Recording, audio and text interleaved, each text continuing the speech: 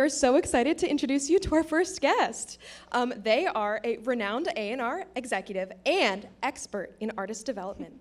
He is also a New York chapter trustee and a co-founder of the Recording Academy's Black Music Collective. Please give a warm welcome to Riggs Morales.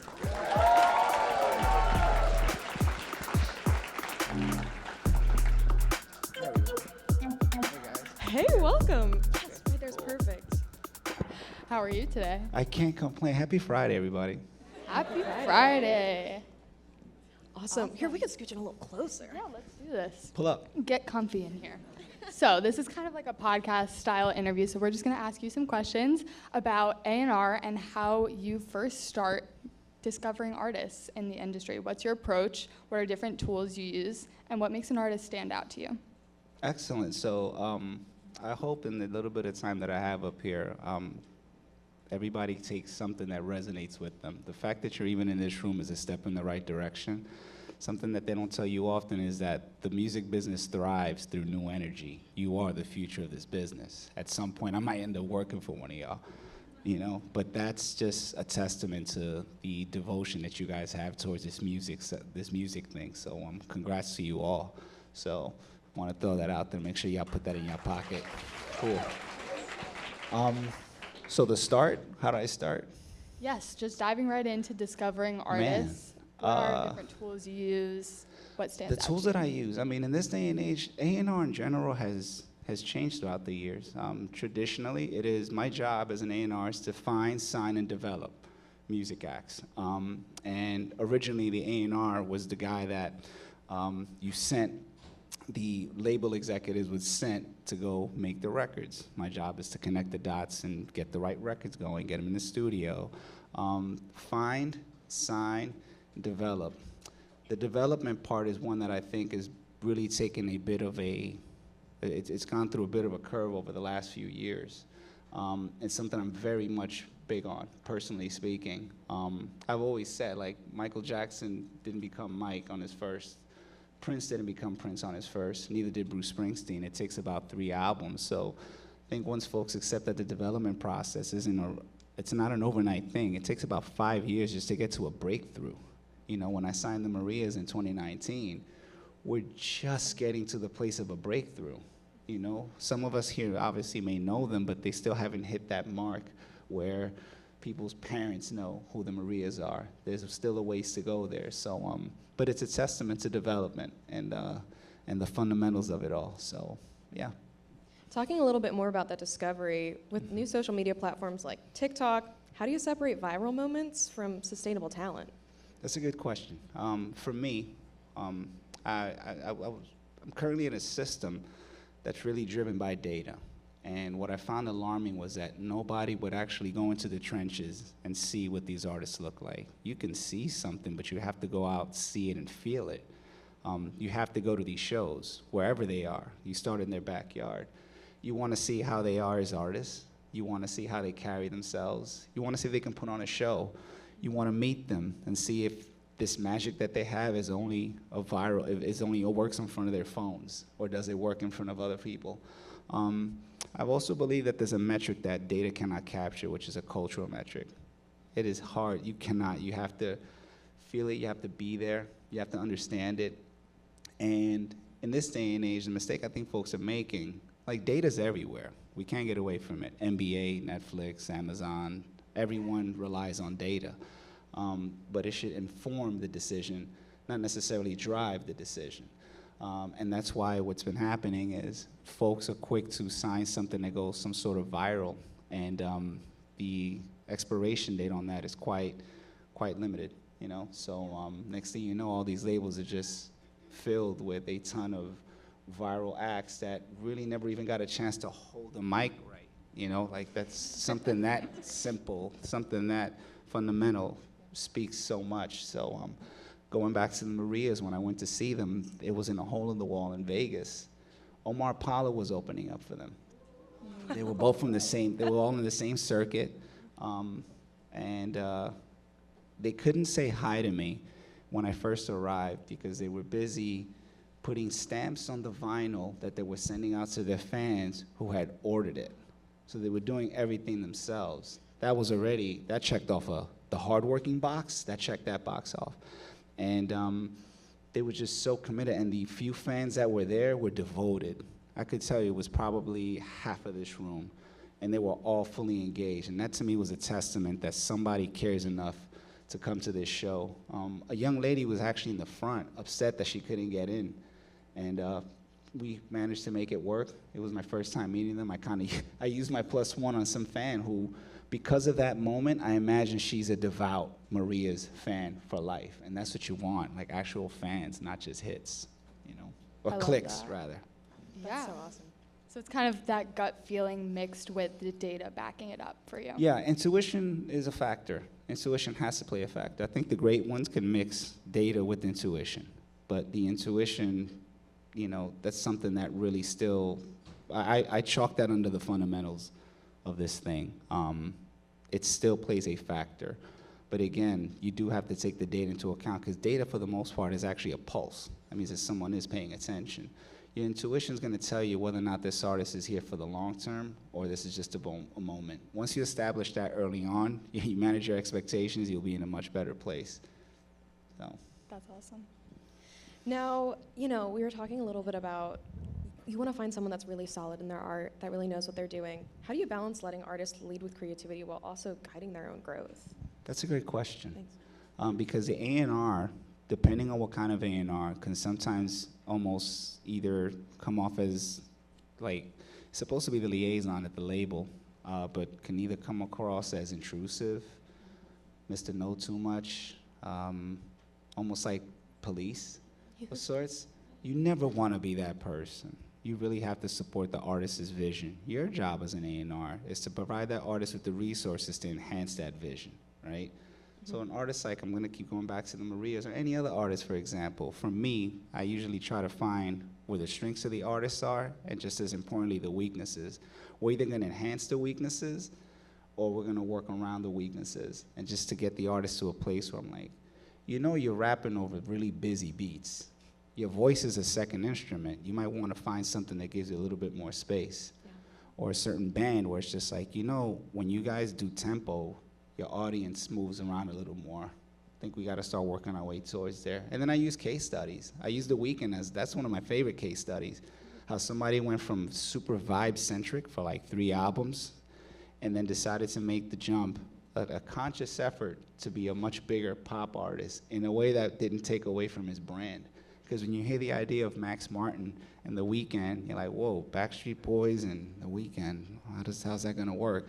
And they gave us I Can't Feel My Face, which is like so cool, because it's like an up-tempo song about coke. You know? It's like, that's how you do it. And we talked a little bit about viral moments and online and looking for people there, but where do you go to find artists performing live in person? You know, I gotta say, the tried and true is still word of mouth. Going back to that metric that you can't really quantify, you can tell when the right people are paying attention. When the right people are paying attention, that's to me the clear-cut sign that you're onto something. Anybody familiar with OK Lou?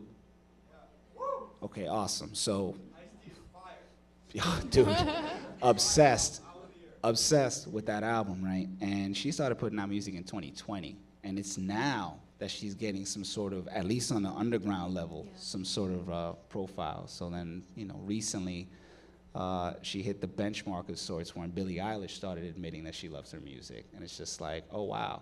But meanwhile, she's still got more ways to go.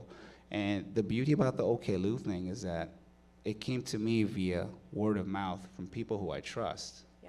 And once you have enough folks that are that word of mouth, forget it. That's, to me, probably the most important metric that doesn't get counted for in really believing in an artist, that an artist is an actual artist, not just a moment, so. Totally, and you have a background in writing with magazine, right? Mm-hmm. So how does an artist's story and their narrative play into how they are as an artist for a label as well? We don't tell enough stories, if I could be honest with you guys. Like, artists, that's the beauty in this thing, art and just artists in general. Like, no one tells stories anymore. I'm not saying you have to sing a tale or something of that sort, but like there should be a story. There should be something compelling that inspired the song. Like, I'm gonna bring up Chaperone. What a story. You know, a story that highlights the testament to development, belief, and non-belief, right? Like, I think everybody's aware she got dropped by her label a little bit too early. Development is a 5-year process. I think they dropped in like a year 3, 4.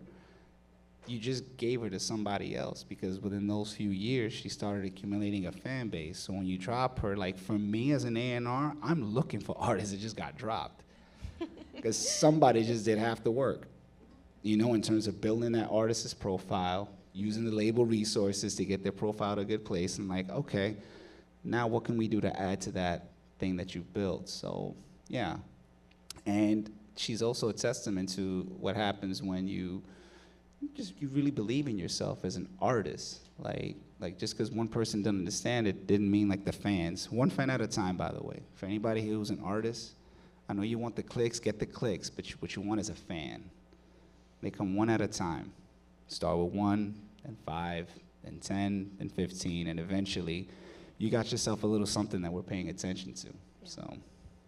That's wonderful. Now, I'm a little curious, who by a show of hands is an artist in the audience today? That's wonderful. Wow, that's awesome, guys. You can put your hands down. So I think they're all dying to know, what are you looking for when you're signing someone? And also, what action items can artists in the audience be taking to get signed? Man, the truth is, most folks are gonna look at the data. Let's just be real here, all right? But the music people are gonna listen. They're gonna take the meeting. They're gonna listen to your full body of work. For me personally, I do like to find that unique trait. When it comes to rap music, I like voice, I like perspective. Because 70 folks can go ahead and talk about they grew up in the streets, but only one of them knows how to say it and convey it in a way that's poetic. It's music, it just touches and hits the soul. Same thing with any kind of, any genre. It has to have something unique. My ear's numb at this point, because when I listen to everything. So when it stands out, there's like a little ring, figuratively speaking. There's a ring that hits, it's just like, oh, this is different. There's something here. And you listen, you get enamored with it, and then I go down the rabbit hole of the rest of the music. Sometimes it's not as good as that one song that got my attention, but we're starting somewhere, you know? So I do believe we're in a place now where the more unique, the better. You wanna set yourself apart. I'm gonna use Sabrina Carpenter as an example, right? She's been at this for quite some time.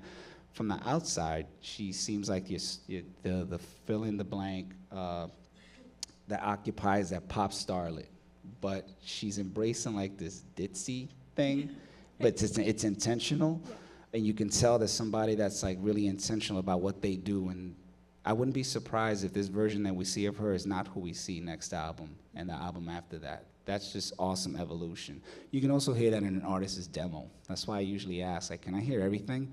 You can hear how they started and where they're going by truly listening, and it could tell you, like, all right, this is where they're at now, 5 years? Yeah, okay, let's do this. Wow, it's so cool to hear that people that are on the business side of things and are looking to sign people really care about that growth and care about that intentionality with, you know, growing from the demo to where they are now. So thank you for caring so deeply. Absolutely, but I'm just one, guys. I'm gonna be very real while I'm on this stage. I don't wanna mislead anybody here.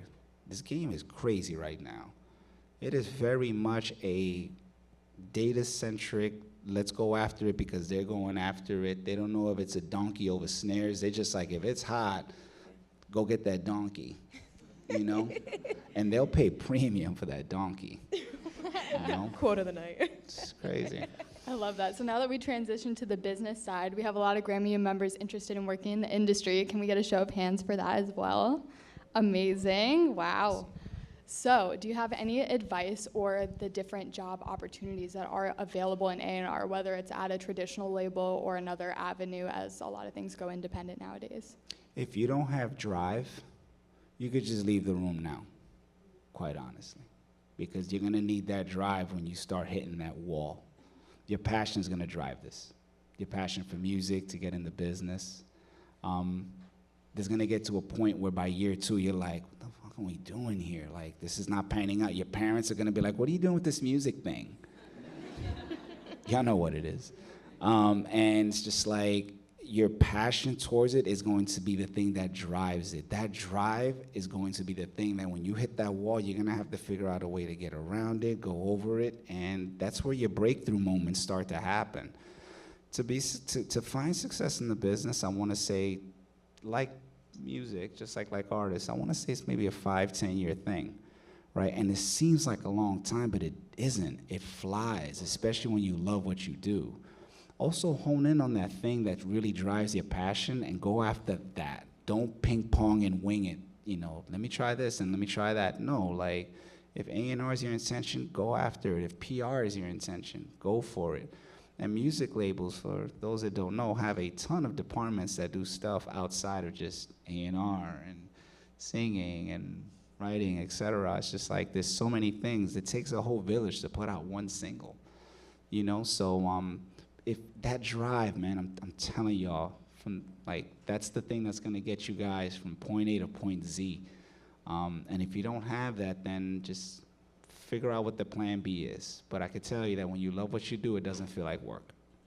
So. And showing up here is the first step, so congratulations. That's right. Yes. Amen to that. Yeah, and speaking of, showing up, you've sustained a long career, and the music industry is not notorious for having the best work-life balance.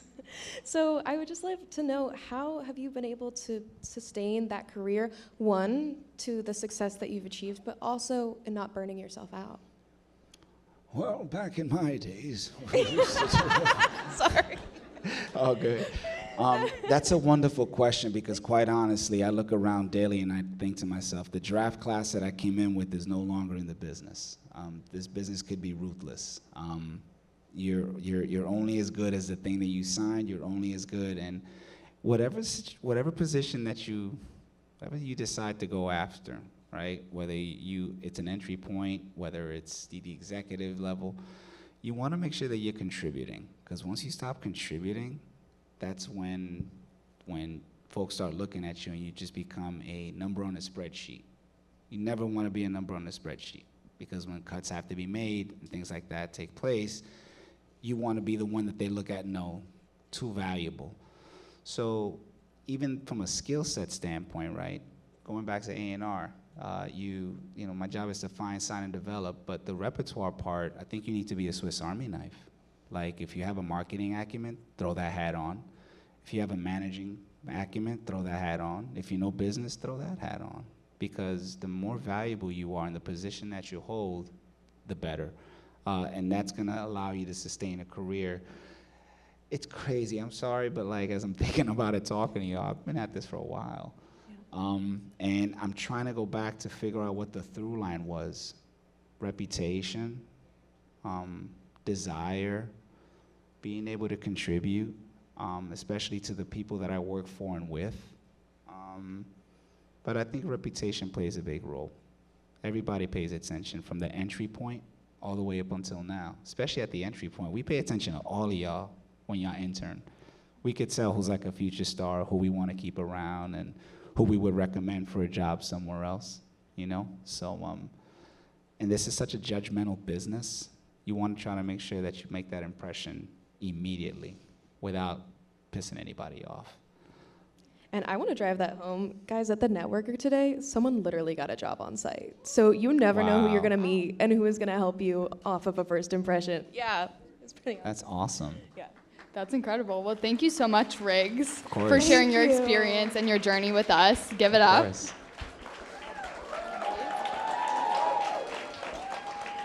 Cool. Cool. Want to take a quick picture? No other questions, right? We good? We straight? Oh, how do you contact me? So normally what I do is, instead of just jotting out my email for everybody to hit me with, normally when I speak at schools, I tell the teacher, if your student, I'm going to go speak to your teacher, and if your teacher feels like you've deserved for this next step, then I'll have to give you the number. But you and I could just talk on the side. And yeah, it's that simple. But also you can find me on Instagram as Riggy Smalls. On IG. I love Biggie, sorry. Love it. But yeah, I wish everybody in this room the best of luck.